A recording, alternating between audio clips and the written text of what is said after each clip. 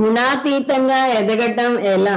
ఇద్దరు స్నేహితులు బస్సులో వెళ్తున్నారు. ఒక వీధిలోకి రాగానే ఒక పాడుబడిన ఇల్లు కనిపిస్తుంది.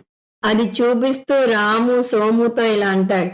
ఇది మా ఇల్లు. దాన్ని బాగు చేయించి అద్దెకి ఇవ్వాలని నా ప్రయత్నం. కానీ ఇంతవరకు కుదరలేదు. అది నాకు చాలా భారంగా తయారైంది. ఇల్లు దాటి అరగంటైనా అతను ఆ ఇంటి గురించి వాపోవటం ముగియలేదు. సోముకు విని విని విసుగు పుడుతుంది. ఎందుకంటే ఆ ఇంటి ప్రవేశనం ఒకరోజు వ్యవహారం కాదు. ఆ వీధి నుంచి వీరు వెళ్తున్నప్పుడల్లా అది జరుగుతున్న భాగవతమే. కానీ ఆశ్చర్యం, ఒకరోజు ఆ వీధి నుంచి వెళ్తున్న రాము ఈ భాగవతాన్ని విప్పలేదు. ఏమైంది? ఒకవేళ అనుకున్నట్టుగా ఇంటికి మరమ్మతులు చేయించి అద్దెకిచ్చేశాడా అని ఆశ్చర్యంగా వీధిలోకి తొంగి చూశాడు సోము. ఇల్లు అదే శిథిలావస్థలో ఉంది. ఏమీ చెక్కు చెదరలేదు. అలాంటప్పుడు తన స్నేహితుడు ఎలా చెక్కు చెదరకుండా కూర్చున్నాడు?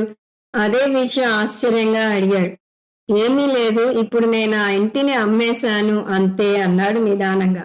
ఇంటి విషయంలో ఏమీ మార్పు లేదు. కానీ ఇంటి యొక్క యాజమాన్యం రాము నుంచి ఇంకొకరికి మారింది.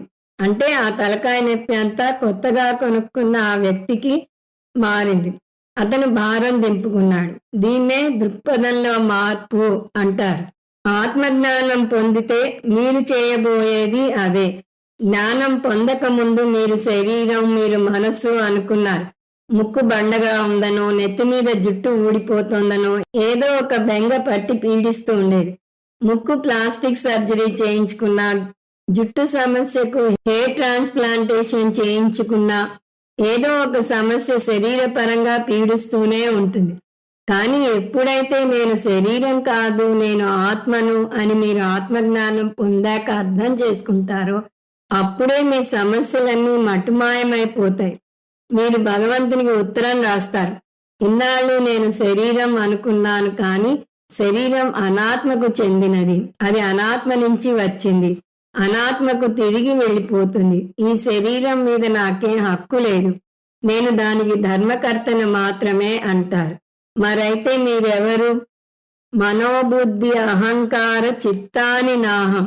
నేను మనసు కాదు, బుద్ధి కాదు, అహంకారం కాదు, చిత్తం కాదు. నేను సచ్చిత్ ఆనంద స్వరూపాన్ని. నాకు రాగద్వేషాలు లేవు, నాకు లోభమోహాలు లేవు, నాకు గర్వం లేదు. ఇలా ఒక పట్టిక కొనసాగుతుంది. జ్ఞానం ఈ విధంగా మిమ్మల్ని గుణాతీత స్థాయికి తీసుకువెళ్తుంది అంటే మీ గుణాతీత స్వరూపాన్ని మీకు తెలియజేస్తుంది.